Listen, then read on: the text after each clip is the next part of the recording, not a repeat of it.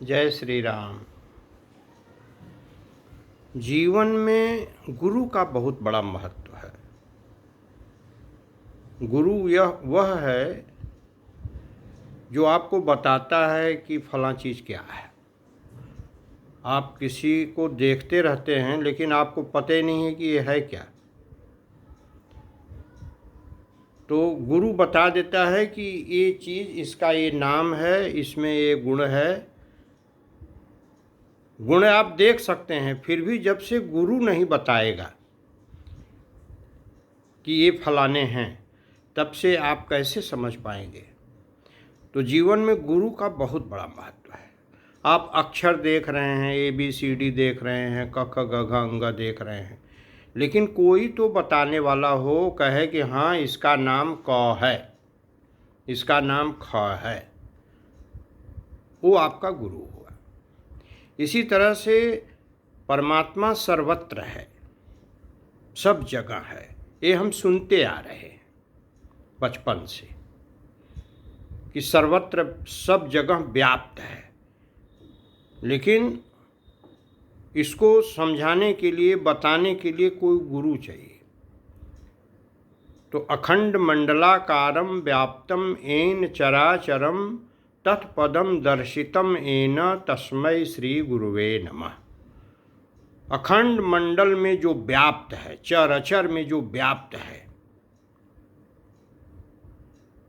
जिससे व्याप्त है, ये संपूर्ण अनंत कोटि ब्रह्मांड जिससे व्याप्त है, उसको जो लखा देता है, तत्पदम दर्शितम येन, जिससे उस परम पद को देखा जा सकता है, वह माध्यम गुरु है।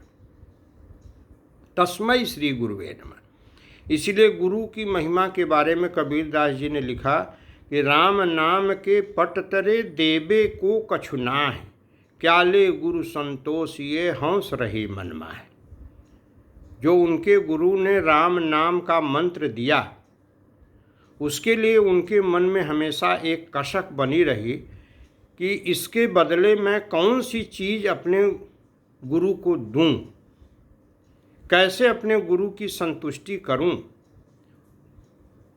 तो गुरु तो सदा संतुष्ट रहता है, लेकिन शिष्य को एक कसक रहती है कि हम कौन सी सेवा कर दें गुरु की, जिसने इतनी बड़ी चीज़ हमको दिया। तो कबीरदास जी को ये समझ में आया कि राम नाम के बदले देने लायक कुछ है ही नहीं है। तो इसलिए शिष्य जो है गुरु का ऋणी हो जाता है कि मैं गुरु का ऋण नहीं चुका सकता। तो सबसे पहले जीवन में गुरु हैं माता पिता, इनसे बढ़ के कोई गुरु नहीं है। माँ ही सबसे पहले गुरु है, फिर उसके बाद पिता गुरु है, माता पिता, तब फिर गुरु का नंबर आता है। इसलिए माता पिता परम पूज्य हैं, गुरु परम पूज्य हैं।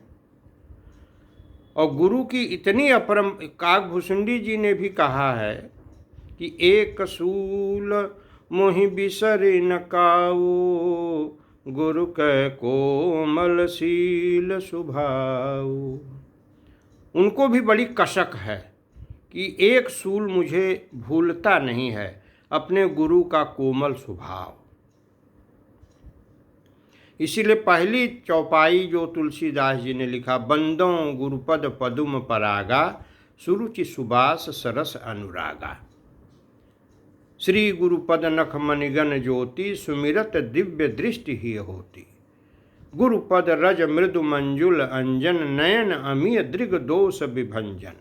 जे गुरुपद अम्बुज अनुरागी, ते लोकहु बेदौ बड़ भागी। गुरु के बचन प्रतीति न जेहि, सपन्यों सुगम न सुख सिधि तेहि। गुरु बिनु भवनिधि तरई न कोई, जो बिरंच शंकर सम होई। गुरु की महिमा का वर्णन नहीं किया जा सकता। फिर भी बिना गुरु के महिमा का वर्णन किए रहा भी नहीं जाता। ये नहीं कि 10 मिनट हम बोल दिए तो गुरु की महिमा हो गई, नहीं।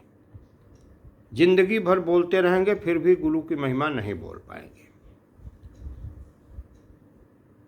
तो कबीरदास जी ने लिखा है कि मस कागज छुयो नहीं, कलम गहो नहीं हाथ लिखे। और सब धरती कागज करूं, लेखन सब बन रहा है, और 7 समुद्र की मत्स्य करूं, गुरु गुण लिखा न जाए। सारे धरती को कागज बना दूं, और जितने जंगल में लकड़ियां हैं सबका कलम बना दूं, और 7 समुद्र की स्याही बना दूं, फिर भी गुरु के गुण का हम उल्लेख नहीं कर सकते। तो इसी प्रकार से उत्तरकांड में भी कई जगह गुरु की महिमा का वर्णन है। गुरु के बिना ज्ञान नहीं होता। बिनु गुरु होय कि ज्ञान, ज्ञान की होय विराग बिनु, गावहि वेद पुराण, सुख की लही हरि भगति बिनु। को अवकाश की पाव, तात सहज संतोष बिनु, चलै कि जल बिनु नाव, कोटि जतन पच पच मरी है। तुलसीदास जी कहते हैं कि बिना गुरु के ज्ञान नहीं होता, या बिना वैराग्य के ज्ञान नहीं होता। अभी तक का ये है कि जो भी गुरु का सहारा नहीं लिया है वो पूर्ण ज्ञानी नहीं हो पाता है।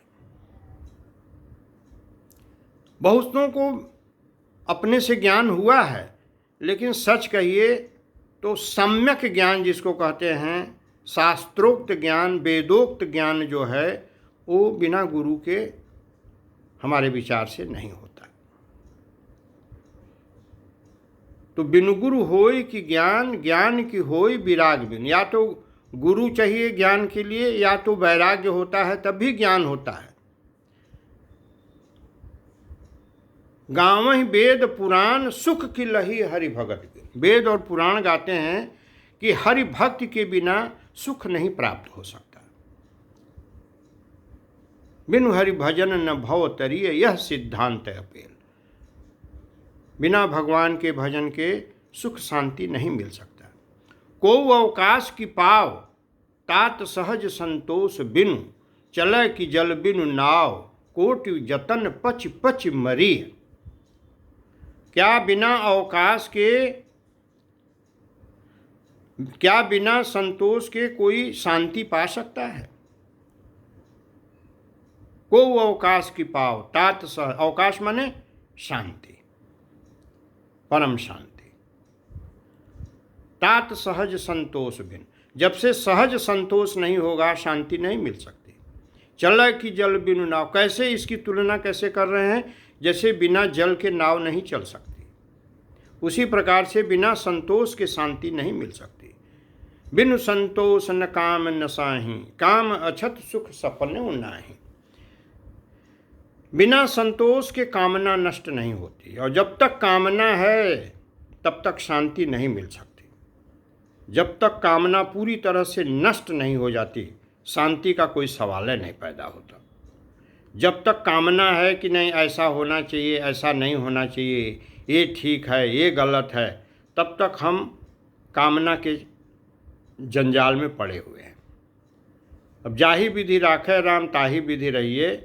भगवान पर सब छोड़ दिया तो मन को शांति हो जाती है, उसी को कहते हैं संतोष। तो बिना गुरु के ज्ञान नहीं होता। गुरु बिनु भवनिधि तरई न कोई, जो बिरंच शंकर सम होई। ब्रह्मा और शंकर के समान भी क्यों न हो जाए, ब्रह्मा के समान सृष्टि करने की क्षमता आ जाए, और शिव जी के समान संहार करने की क्षमता आ जाए, इतनी सामर्थ्य हो जाए, तब भी उसे ज्ञान नहीं हो सकता बिना गुरु के। तो गुरु की महिमा कितनी अपरंपार है। गुरु राखें जो कोप विधाता, गुरु रूठे नहीं को जगत रहता। अगर विधाता कुपित हो जाते हैं तो गुरु रक्षा कर लेते हैं, लेकिन अगर गुरु रूठ जाते हैं तो कोई भी आपका त्राण नहीं कर सकता। तो गुरु की महिमा अपरंपार है। गुरु ब्रह्मा गुरु विष्णु गुरु देवो महेश्वर, गुरु साक्षात परम ब्रह्म, तस्मै श्री गुरुवे नमः। मंत्र मूलम गुरु वाक्यम, पूजा मूलम गुरु पदम, ध्यान मूलम गुरु मूर्ति, मोक्ष मूलम गुरु कृपा। मंत्र मूलम गुरु वाक्यम, मंत्र का मूल क्या है? गुरु का वाक्य। पूजा मूलम गुरुपदम, पूजा का मूल क्या है? गुरु के चरण। ध्यान मूलम गुरु मूर्ति, ध्यान का मूल क्या है? गुरु की साक्षात मूर्ति। मंत्र मूलम गुरु कृपा, मोक्ष मूलम गुरु कृपा, मोक्ष का मूल क्या है? गुरु की कृपा। तो गुरु की कृपा कैसे प्राप्त होगी? जब गुरु के प्रति समर्पित होगा, सच्ची निष्ठा होगी, सच्चा भाव होगा, सच्चा प्रेम होगा, समर्पण होगा, तो मोक्ष मिलता है। गुरु के वचन प्रतीति न जेहि, सपने सुगम न सुख सिद्धि तेहि। गुरु के वचनों पर जिसको विश्वास नहीं होता, उसको सपने में भी सुख और सिद्धि प्राप्त नहीं होती। और हरई शिष्य धन शोक न हरई, सो गुरु घोर नरक महु परई। जो शिष्य का धन हरण करता है लेकिन शोक नहीं हरता, वो गुरु भी नरक में जाता है। तो गुरु कैसा चाहिए? जो शिष्य से कुछ भी न ले, और शिष्य कैसा चाहिए? जो गुरु को सर्वस्व दे दे, इतना समर्पण हो, गुरु के प्रति इतनी निष्ठा हो। लेकिन गुरु को कैसा होना चाहिए कि शिष्य से कुछ भी न ले, उसको क्या कमी है? अगर वो भी कुछ चाहता है तो कैसा गुरु है? गुरु संपूर्ण है। गुरु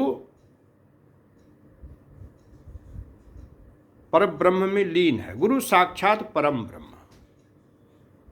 गुरु माने ज्ञान, जानना, टू नो। टू नो शब्द से फिर नॉलेज बना है, ज्ञान। और गुरु क्या है? ज्ञान स्वरूप है। ज्ञान स्वरूप और ब्रह्म, ब्रह्म भी ज्ञान स्वरूप है। तो गुरु और ब्रह्म में कोई अंतर नहीं है। गुरु साक्षात परम ब्रह्म, तस्मै श्री गुरुवे नमः। जय श्री राम, जय श्री राम।